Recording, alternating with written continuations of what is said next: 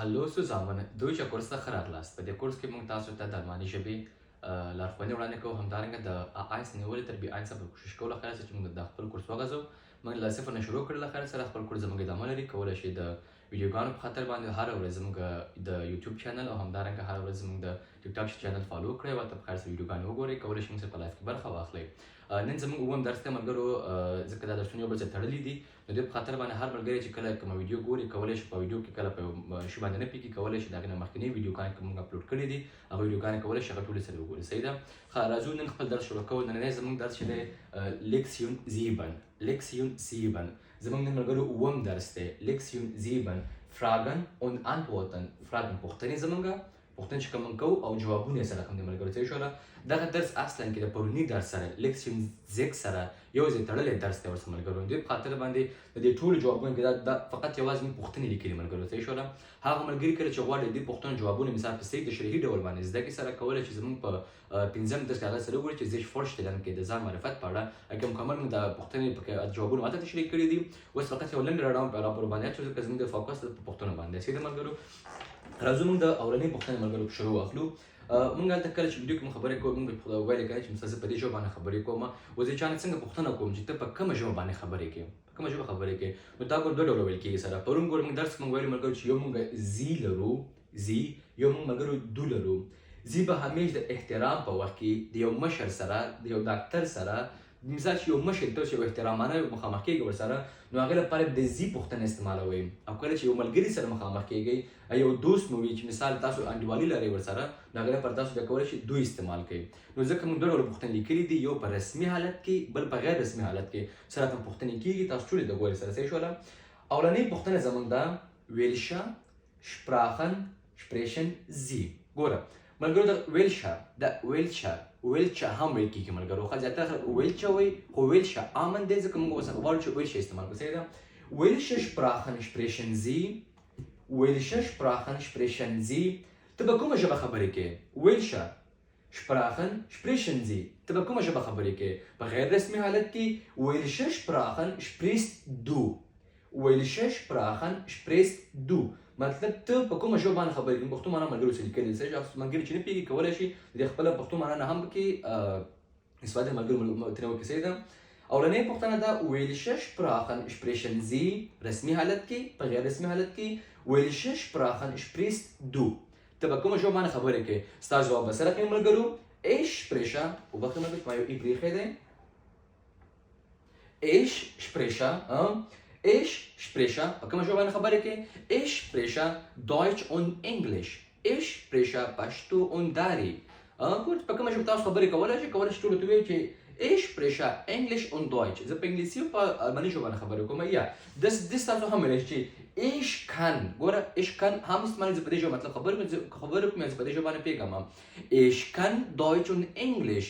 ich kann پښتو und Dari. ich kann پښتو und English. صحیح ده ملګرو. ich spreche ich kann په دې جواب ته ورکوئ. او ملګري چې غواړم مکمل جواب ترلاسه کړي سره کولی شئ زموږ مخکینۍ ویډیوګانې سره وګورئ یا مکمل جوابونه تشریح کړئ ملګرو. صحیح ده. دویمه پوښتنه زموږ دا کله چې تاسو چا د یو مسلک په اړه پوښتنه کوئ ملګرو. صحیح شوله. مسلک په اړه پوښتنه دوه ډوله کې اصلا د مسلک پوښتنه سره کوم دی چې was sind Sie von Beruf مطلب ستا مسلک څه شی دی. دلته موږ راځو موږ سره کوم پوښتنه کوو چې ته د ژوند کولو لپاره څه کوې. مطلب ستا څه کار دی ته څه کاروبار لري ته کوم مسلک لري ته مثال د خپل عاید تر کوم ځای ترلاسه کوې. مثال ستا مسلک په څه کې دی نو موږ پوښتنه سره کوم کوو was machen Sie beruflich oder was machen Sie beruflich. ګوره هم ویلی شئ. صحیح ده. was machen Sie beruflich په رسمي حالت کې په غیر رسمي حالت کې was machst du beruflich. ګوره was machst du beruflich. رسمي حالت کې پوښتنه سره کوم ده was machen Sie beruflich مطلب ته ژوند کولو لپاره څه کوې. ته بیا کولی شې ته خپل مسلک پکې ووایې. مثال وایې چې ich bin Schüler زه یو شاګرد یم. شوله چې ملګرو د مکتب شاګرد لپاره استعمالېږي. صحیح ده. ich bin Schüler که چېرته جینۍ اوسي ich bin Schülerin. ګوره ان څه ماخره کې ملګرو سره کړی دی ich bin Schülerin. کولی شئ موږ ویډیوګانو کې مکمل جوابونه په تېرو ویډیوګانو کې زموږ جوابونه ګټلی شئ. صحیح ده.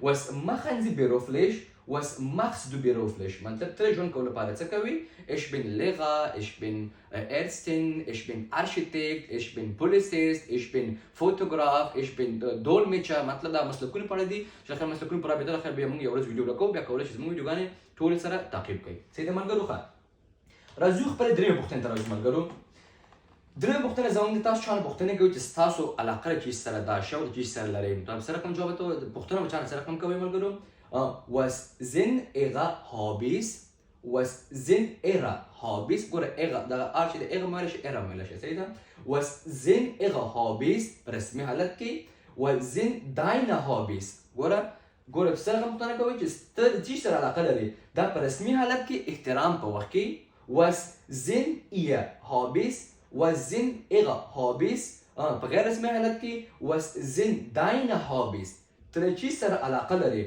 ته ورته وایي مثلا ته چیز سره علاقه لري مثلا ته وایي چې meine Hobbys sind Fernsehen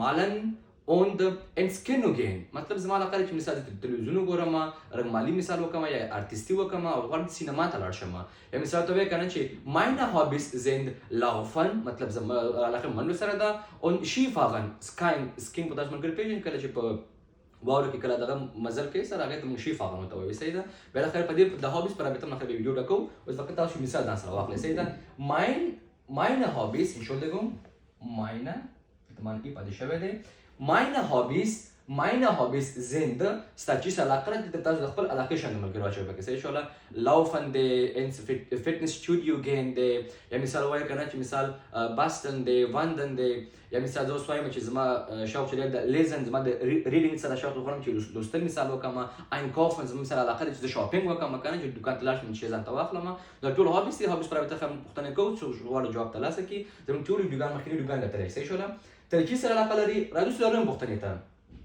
څلورمه پوښتنه د ملګرو چې sind sie verheiratet آیا ته واده کړی دی رسمي حالت کې په غیر رسمي حالت کې سره کوم bist du verheiratet sind sie verheiratet ګوره verheiratet ګوره تاسو کوشش کوئ چې ما په استقرار وایي چې تاسو پیګر باندې صحیح ده sind sie verheiratet bist du verheiratet آیا ته واده کړی دی که مثال واده دې کړی مثال ته چې یا ich bin verheiratet ګوره هو واده شوی یم یا واده مې کړی دی صحیح شوله یا مثال چې وایي چې نه مې دی کړی nein ich bin ledig زه مثال چې یم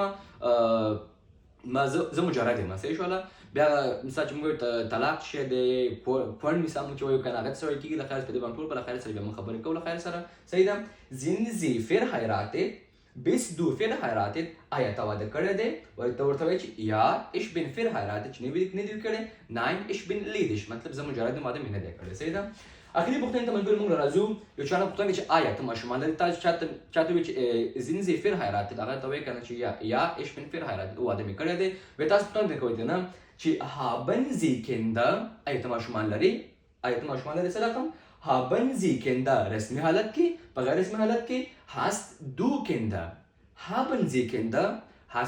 Kinder آیا ته ماشومان لري جواب سره رقم ورکړئ که چې ته ماشومان دي چې یا ich habe ein Kind یا مثال چې یا ich habe 2 Kinder او زه 2 ماشومان لرم یا ich habe 3 Kinder او زه 3 ماشومان لرم چې نه لري سره کوم څه وایي nein ich habe kein Kinder زه ماشومان نه لرم چې دا ملګرو زموږ ملګرو 5 پوښتنې وي چې دوباره تکرارون بخیر سه به ویډیو موږ خپله راختمو اولنۍ پوښتنه زموږ د ژبې په اړه وه چې welche Sprachen sprechen Sie دویم پوښتنه زموږ وه چې د دغه په اړه وه د was machen Sie beruflich چې ته څه شی مسلک لري درېیم پوښتنه زموږ وه چې was sind ihre Hobbys تا د چی سره علاقه لري درېیم پوښتنه زموږ وه چې sind Sie verheiratet آیا ته واده کړی دی پنځمه پوښتنه زموږ وه چې haben Sie Kinder آیا ته ماشومان لري که نه لري نو کولی شئ درسونه په خیر سره زموږ دلته مو ګورئ ملګرو کولی شئ موږ سره په لایف کې راشئ دغه ټول درسونه کوم دي چې موږ تشریح کوو دلته کولی شئ هغه وروڼه چې مشکلات لري یا خویندې چې مشکلات لري کولی شئ موږ سره په لایف کې موږ سره یو ځای شي په لایف کې موږ سره د شپې 9 بجې برخه واخلي دا ټول درسونه په خیر موږ ته مکمل بیا تشریح کوو